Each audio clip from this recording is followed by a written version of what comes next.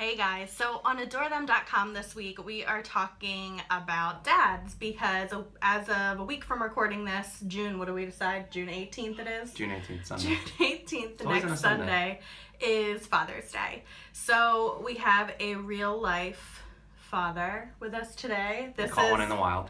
Yep, this is Marcello, my husband, the father of our two little boys. And I have a couple questions that I wanted to run by him and get a little bit of a dad's perspective.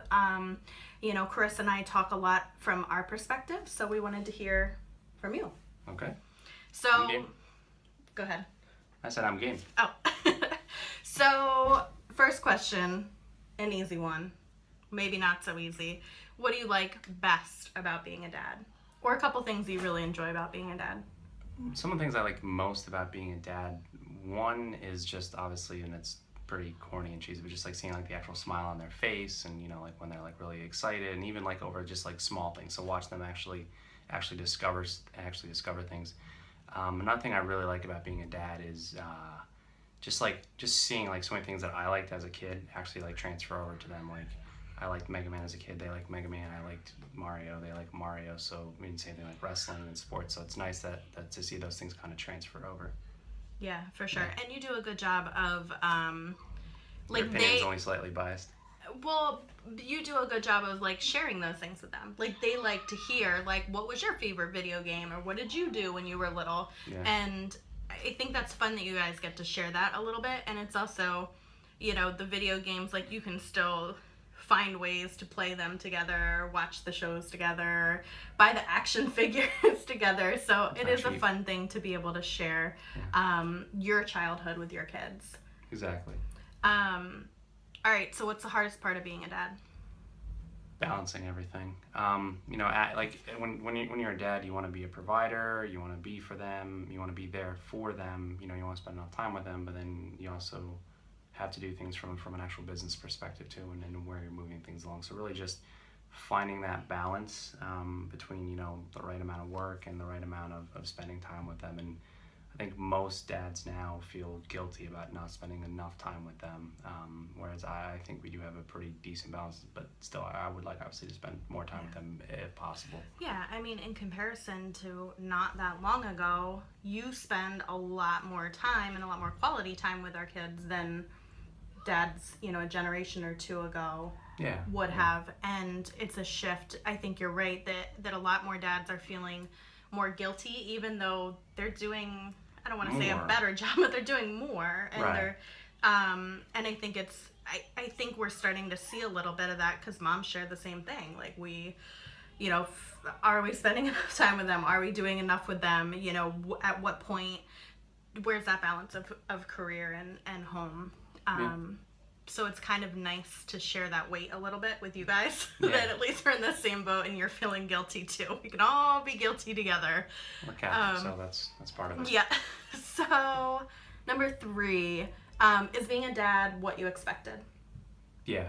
I mean, I had pretty clear expectations of what being a dad was like. Probably the only thing I didn't expect was the level of fatigue, especially with the first one, especially with Mateo. Those first couple months, that was hard when he wasn't sleeping and waking up that many times in the middle of the night. Like that was definitely the hardest part too, because you kind of thinking about your brother, like all the video games and stuff like that. Like he's like, oh, I'm gonna play like my Nintendo 64 games. Like, yeah, I'll be able to watch him and like do stuff. No, you can't. He's gonna be screaming. Yeah, you can't put him down. Like you're just constant motion. Like, oh, I'm just gonna relax and hold him and be able to do stuff. It's one thing if like a baby's happy and awake, and you can I've heard that though. Like some people are like, yeah, I just like watched movies and like held him. Like no, like ours is just screaming. And even when you hold him too, it had to be like constant motion and all that good stuff. Yeah. So I don't think anybody can prepare you for that first newborn baby. But aside from that, I think you were around a lot of young kids, and you were a coach, and you worked with kids. And I'm also a child. You were a child. I am a child. Still a child. I am a child. Still are a child. I know. I think as they this age, they're 4 and almost 7 right now. And at this age, I feel like this is kind of what you picture being a parent. Yeah. Like when you picture having kids, you're picturing this stage. At least I Probably. was. Probably. Whereas, like, you know, you can go to the park, you can do things with them, you can talk to them, you can, like, have fun with them, but they can also kind of do their own thing, which is fun. Like, I think they're at a really fun stage for that. So, in general, what do you think makes a good dad? I think a good dad is really a really good teacher. A good dad is able to really transfer whatever skills, whatever morals, whatever he had as a child, or whatever he thinks is really what's going to build a solid adult, a solid, I mean, for in my situation, a solid man, so to turn boys into men, and really help someone throughout that process. So for me, a good dad is able to balance everything. So where you have, you're teaching the good moral values, you're teaching the work ethic, but you're also not that super strict disciplinarian to where you don't play with your kids. So a good dad overall is someone who can really balance everything. But again, if you can transfer and really teach your kids whatever you think is going to prepare them for life, is really going to make you the best dad. And some of that too is just teaching by actually playing with the kids. Yeah, I agree. And I think that's an important point too, that it's not always about the here and now. It's looking down the road. What do you need to teach them now to turn them into good men? Mm-hmm. 10, 20 years from now.